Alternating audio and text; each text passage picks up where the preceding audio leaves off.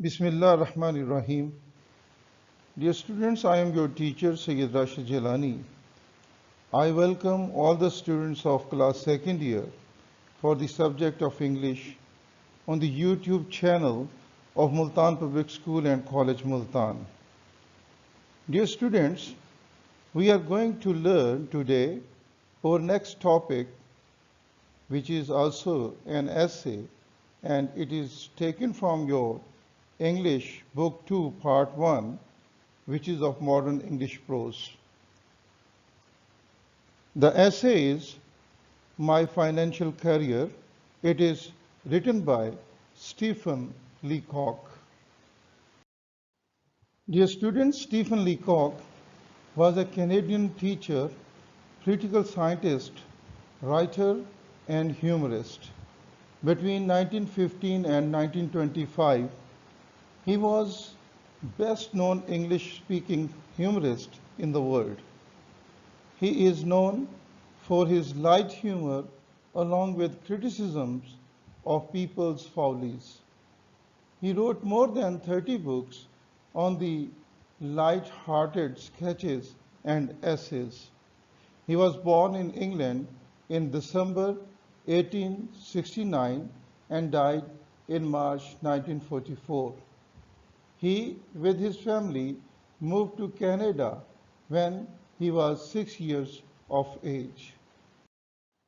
Dear students, my financial career is also a light-hearted, humorous sketch of a person who remains away from the changes, but life never recedes.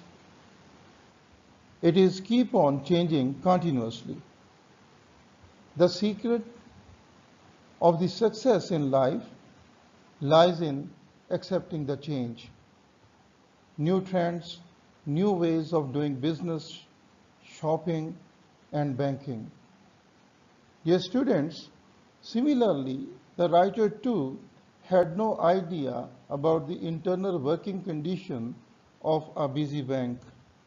He found himself in a very strange and utterly in a different sort of world of which he had no experience before. He wanted to open an account with the bank to keep his savings, but he was thoroughly unknown to the procedure. He lost himself. He was at his wits' ends. He began to make mistakes and follies and became a source of fun for the others. His body language, his gestures seemed appearingly funny and embarrassing.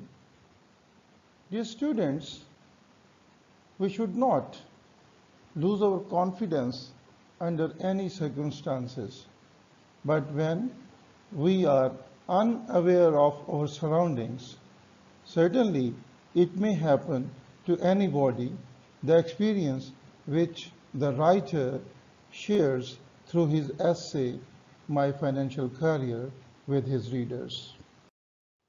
Dear students, the more the writer tried to get himself out of the embarrassing situation, the more he dived into it. The writer's meeting with the manager of the bank was the climax of absurdness and displayer. Dear students, the writer's mood and the movement's frame of mind and temperament seemed extremely ridiculous that the readers enjoy the character and cannot help themselves laughing. Dear students, they do not lose their interest because of the funny dialogues and situations of which the writer has to pass through.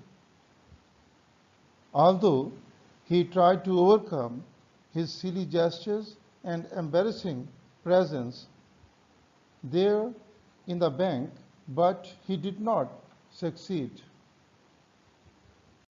Dear students, the moment when the writer crossed the threshold of the bank, The moment he entered from the main gate of the bank, the whole scene was quite unexpected to him.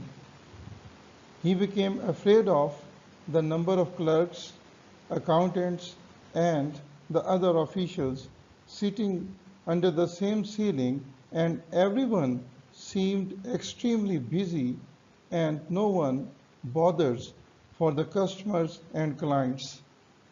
Even the customers and the clients seemed quite used to of the banking procedures and routine.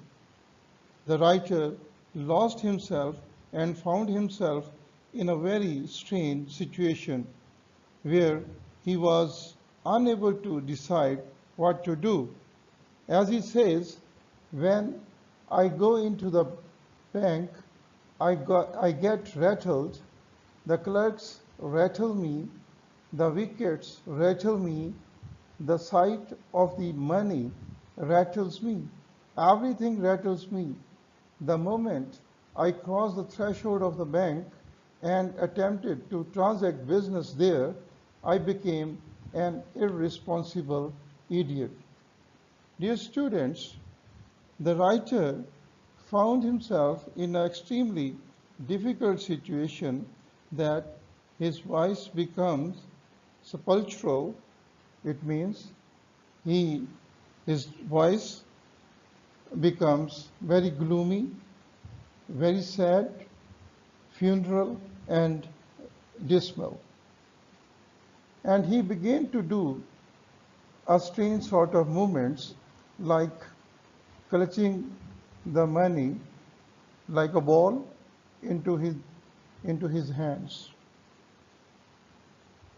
Dear students, that shows that the writer lost all his temperament and he was not in a proper frame of his mind.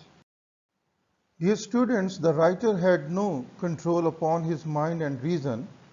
He unconsciously swayed himself at the mercy of the circumstances he was facing.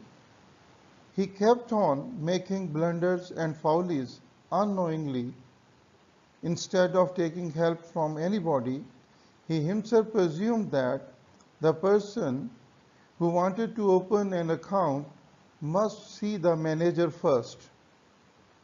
He insisted upon to see the manager. The accountant also presumed the writer a millionaire, so he took him to the manager's office. The writer's mysterious gestures made the manager to take him a detective who would disclose a terrible sort of secret to him. The manager welcomed him and said, "Come here," and led the way to a private room. He turned the key in the lock. "We are safe from interruption here," he said. "Sit down." We both sat down and looked at each other. I found no voice to speak.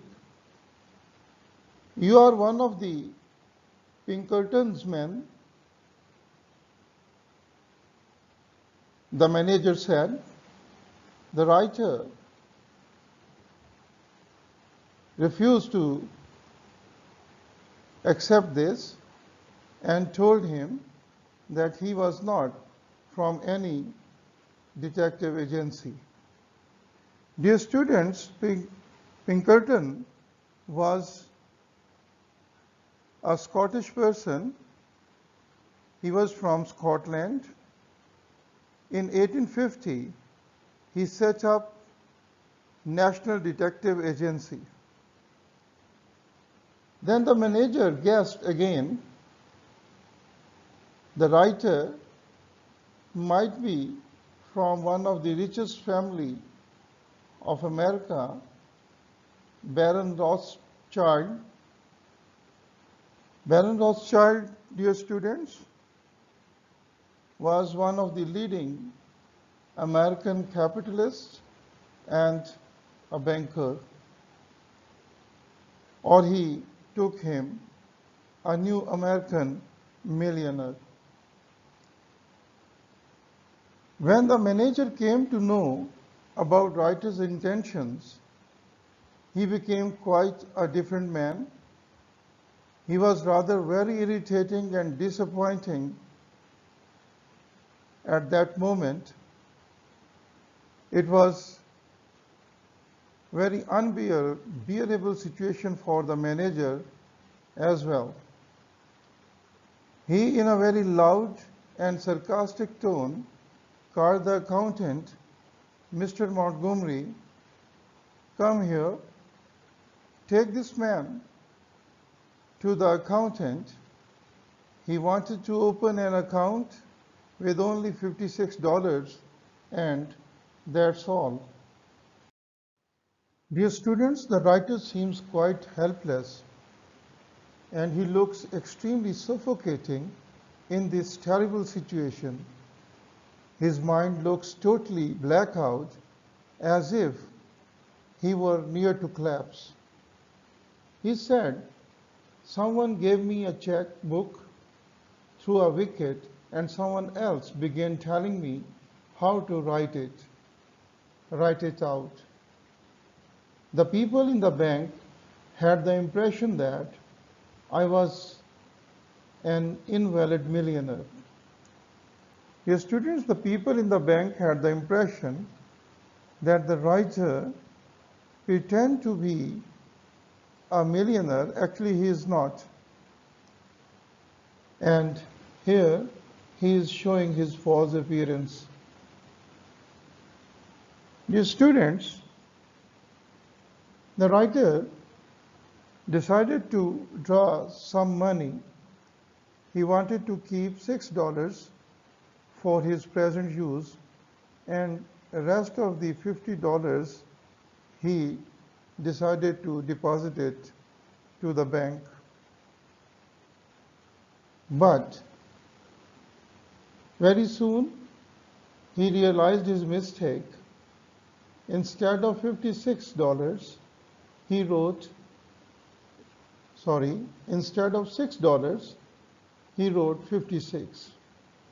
Again, he made a big mistake.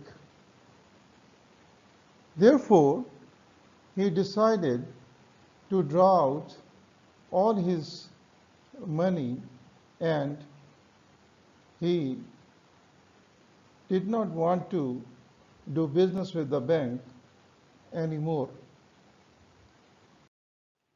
Dear students, the writer tried to give an impression that somebody made him annoyed and offended him badly. That is why he did not want the assistance of the bank for his monetary matters.